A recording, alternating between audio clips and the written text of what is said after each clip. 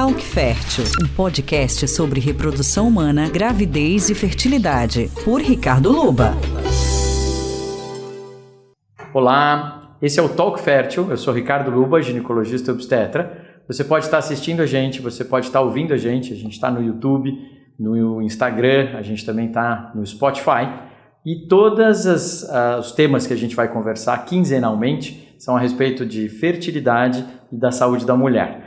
Sejam sempre bem-vindos, compartilhem, mandem aí os nossos vídeos e áudios aí para os seus amigos, que você souber realmente que vão ter interesse em qualquer assunto, e mande também sugestões de temas que vocês querem que a gente converse, que a gente fale. E hoje o assunto que a gente vai conversar, basicamente, para começar toda essa nossa trajetória em relação à parte de fertilidade, e a gente vai falar um pouquinho sobre fertilidade feminina hoje. Hoje o nosso tema central vai ser a partir da reserva ovariana. A grande pergunta que todo mundo faz é: você sabe o que é a reserva ovariana? Você tem ideia do que é esse termo que a gente usa? Então, os ginecologistas têm hoje algumas formas de se avaliar a reserva, que seria a capacidade que uma mulher tem de produzir óvulos quando a gente faz um estímulo ovariano. E ela vai produzir um determinado número de óvulos frente a essa resposta.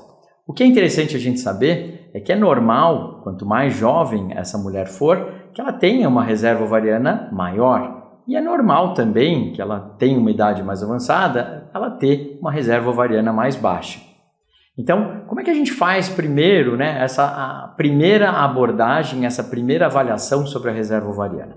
Então, os ginecologistas eles podem fazer algumas dosagens de hormônio, como FSH, no início do ciclo, sem uso de anticoncepcional. Isso acaba sendo um problema, a gente vai conversar com as pacientes, aí fala assim: olha, você está tomando anticoncepcional? Tô.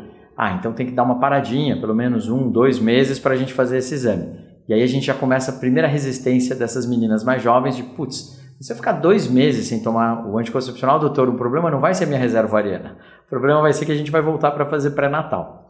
E aí a gente tem que orientar que, olha, tem que suspender o anticoncepcional ou qualquer outro tipo de medicação ou medicamento hormonal que você esteja tomando para que não tenha um conflito com o antimileriano.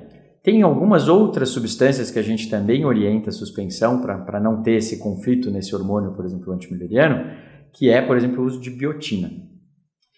E aí eu estou falando aqui já falei do FSH no início do ciclo e falei agora desse antimileriano e não expliquei o que ele é. O antimileriano é uma dosagem de um hormônio que é produzido lá naquele folículozinho que tem um potencial de se desenvolver frente a esse estímulo hormonal que eu falei. O antimileriano, ele pode ser dosado em qualquer época do ciclo menstrual, isso que é o bacana dessa reserva. Uma outra forma que a gente avalia também a reserva ovariana chama-se contagem de folículo antral. Então a gente, no início da menstruação, geralmente até o 5º dia da menstruação, a gente faz um ultrassom, e esse ultrassom ele vai avaliar todos esses cistinhos, esses pequenos folículos antrais que a gente tem. E isso vai ser muito bacana para que você veja se o antimileriano é compatível com essa quantidade de folículos que você tem. Se você tiver uma boa contagem, quer dizer que você tem uma boa reserva. Basicamente, a reserva ovariana é avaliada então dessa forma: contagem de folículos antrais, dosagem, por exemplo, do FSH no início do ciclo e o antimileriano. É assim que a gente olha e é assim que a gente faz. Agora, você tem uma paciente, uma menina que vem aqui com 16 anos e tem um antimileriano baixo, o que eu preciso conversar com ela, o que eu preciso orientar essa paciente de quais são os riscos que a gente vai ter? Primeiro é o seguinte: o antimileriano baixo ou a baixa reserva, ela não é um fator de infertilidade, ela não significa que você vai ter dificuldade para engravidar se você tiver por exemplo, esse indicador mais baixo. Agora, é um sinal de atenção de que a gente tem que pensar no teu futuro reprodutivo.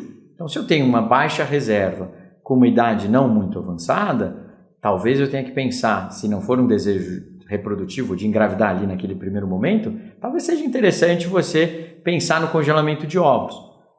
Se você já for casada, se você já tiver um relacionamento estável há mais tempo e também estiver desejando uma preservação, você pode, ao invés de preservar óvulos, congelar óvulos, você pode congelar embriões. Isso é um tema que é super discutido e super conversado hoje em dia, e e que a gente pode também usar como forma de prevenção aí da preservação da fertilidade. E aí, além da reserva, existe mais um fator importante, que é a resposta ovariana. Isso que eu acho que é muito bacana. Então, tem muita gente que fala assim, eu tenho uma boa reserva, eu estou tranquilo, eu posso esperar mais tempo para ter filho, não vou congelar meus óvulos agora. E aí, depois ela volta com mais idade, mesmo com boa reserva, e aí é o que eu costumo dizer para o paciente, que às vezes ela perdeu a oportunidade de ter congelado aquele óvulo numa qualidade melhor do que, por exemplo, aos 40 anos. Então, mesmo que você tenha uma reserva ovariana boa aos 40 anos, aí pela idade a gente pode ter alguma dificuldade maior em conseguir bons embriões para o nosso tratamento, se for necessário fazer. E aí, quando a gente pensa, né, em reserva, quando que a gente orienta essas meninas a começarem a fazer essa avaliação da reserva ovariana? Eu costumo dizer que antes dos 30 anos eu já começo a conversar com essas pacientes para que elas cheguem próximo aos 30 anos, pensando em preservar a fertilidade, se esse for o desejo delas. Então, com 26, 28 anos eu já começo essa conversa. E aí a gente vê também qual foi seu desejo que essa pessoa vai ter, se ela vai querer ter filho, se ela vai querer fazer um mestrado, se ela vai investir de repente, morar fora, adiar um pouco mais o sonho da maternidade.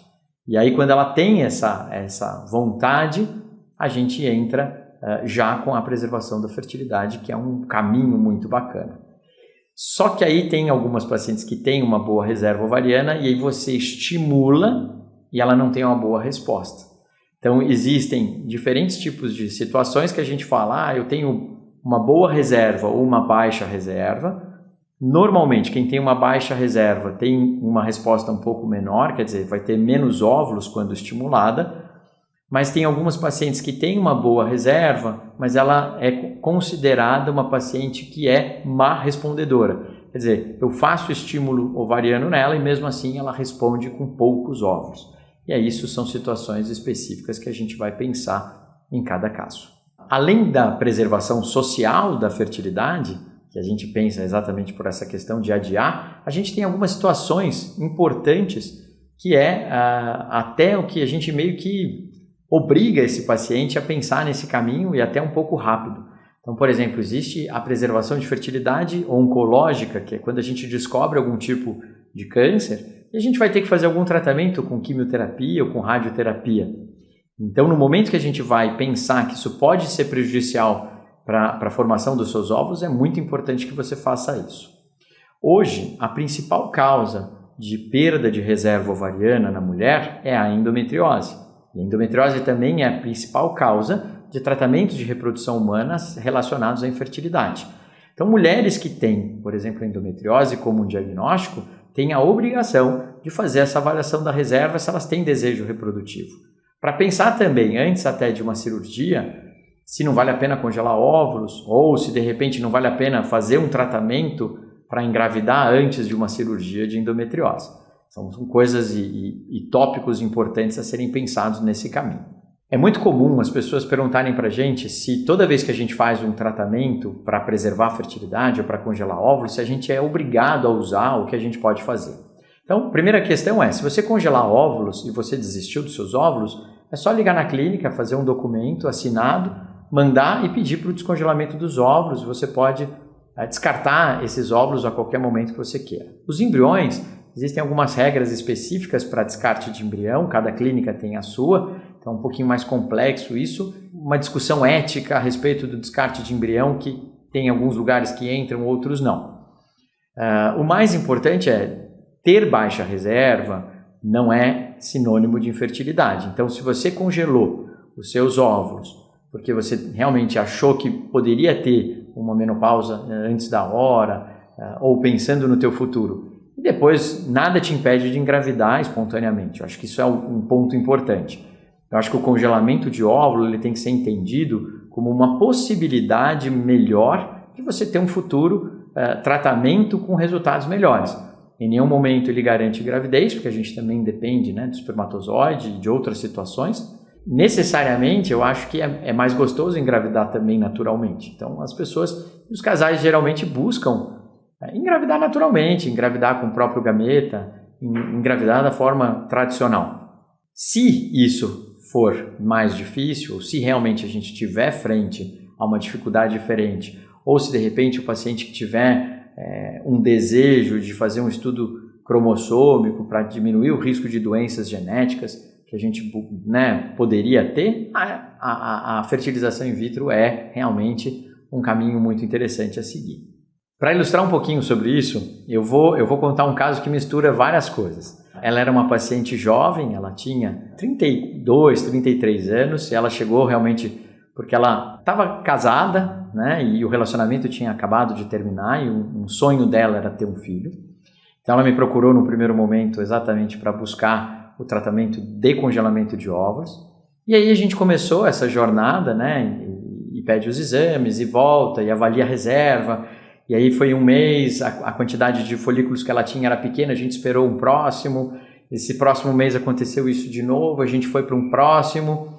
E aí ela fez um ciclo, a gente tinha congelado mais ou menos uns 6 óvulos. E aí ela achou pouco, ela falou, doutor, eu queria mais óvulos, vamos fazer outro ciclo? Vamos.